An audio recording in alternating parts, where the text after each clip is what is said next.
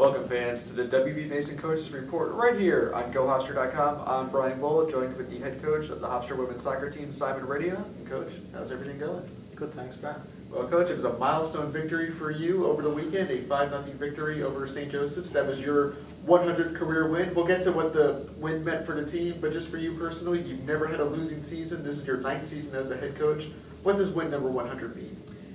It's just a collective thanks for everybody. You know, the university supported the programme well. The athletic department and the coaches have been around supporting us. I've been fortunate enough to coach some very good teams, and the alumni are always there. And ultimately, I've got a very good staff. I've always had good assistants, and they've carried us through. And I get the accolade for it, but it's a collective effort from everybody. Well, it must have made you feel pretty good. A 5-0 victory. It was the largest margin of victory in a shutout since last year's 6-0 win at Albany. Just your best players really stepped up. A couple of 2-goal games from Riddiough Galton and Sam Skolarici. Just talk about the overall effort. I thought the first half we played really well. We came out all guns firing and played some really good offensive stuff. And I don't think we'll get a performance like that for 45 minutes. The question is, can we continue it for 90? I thought the second half we came out a little bit jaded, or maybe overconfident, and didn't really didn't play with the same urgency or energy. So again, it's a working process. First half great, second half we need to start getting some more consistency. But that's what we expect this time of season. You controlled possession, you controlled the shots as well. Sam Skolarici with the 2 goals, but 10 shots as well. It seemed she was always around the net. And it's back-to-back 2-goal games for her. Just talk about where she's picked up where she left off last season. Yeah, I was a little bit concerned, to be honest. She hadn't had a great pre-season from a goal-scoring perspective. She worked hard, she was always trying to do the right things, but it just wasn't clicking.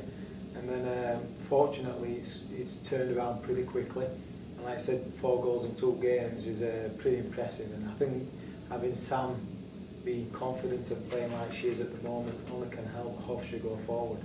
And early on in the season, Riddiough Galton, even when she's not on the score sheet, you can tell obviously the impact she has on the game. She does score 2 goals though last game, so now not only is that effort, which has always been there, but with the results as well, just what does that mean for her going forward? She's been carrying some niggly injuries. She only played half a game against Yukon, half a game against Bucknell. So we're getting her fit, we're trying to get her healthy, and we all know how great a player she is when she is healthy. So we've got a long time before CAAs, and that's ultimately the goal, is get ready for the CAAs. And at that time, I think goals will be flying high. Kristen Desmond picks up her first career assist, is named the league's Rookie of the Week. She started all 3 games to start the season. Just talk about how she's improved from when she first arrived on campus through her first 3 collegiate games. Well, we knew coming in that Kristen was going to be a stud. We put in a lot of effort recruiting her, and it was again another collective effort. Toby and Courtney was instrumental in getting her to come to Hofstra.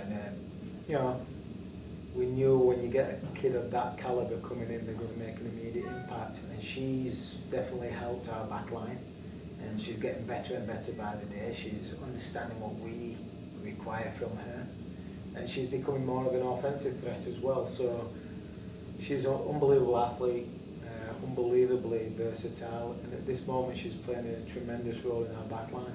And on the back line as well, talk about the role that Mallory Ulrich and Ingrid Moyer have both filled. Yeah, both have come in and shown great leadership qualities. Obviously we had a couple of injuries, and they've stepped in different positions, and Ingrid's taken off where she left off last year. She's still not 100%, and I think she'll accept that with her knee. She's still not 100% with her knee situation. But Mallory's been versatile. She played centre-back last year, now she's playing left-back this year.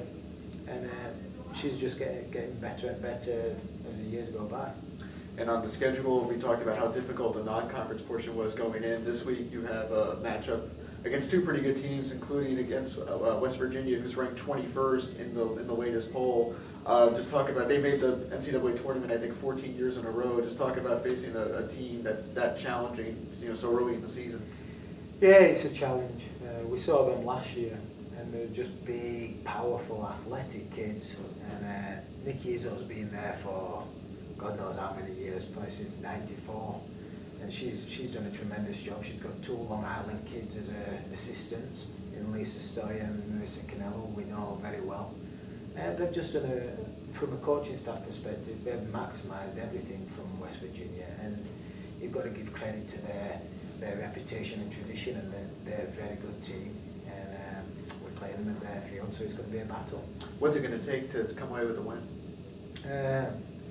It's a good question. We have to match their physicality and hope that they probably aren't on all cylinders. I know that we are, and if we're playing really well and they have an off day, good things can happen.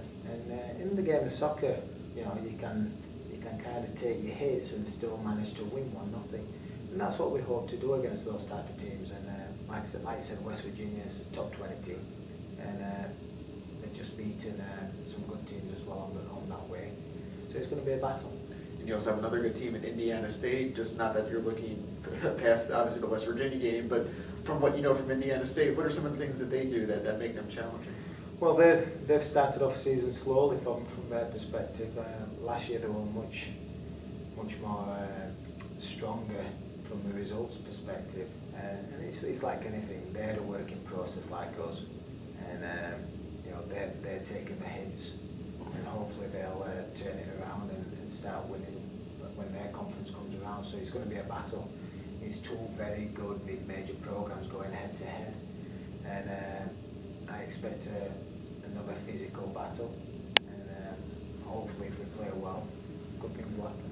All right, Coach. Well, good luck this weekend, and thank you, fans, for watching the Coaches Report right here on GoHofstra.com.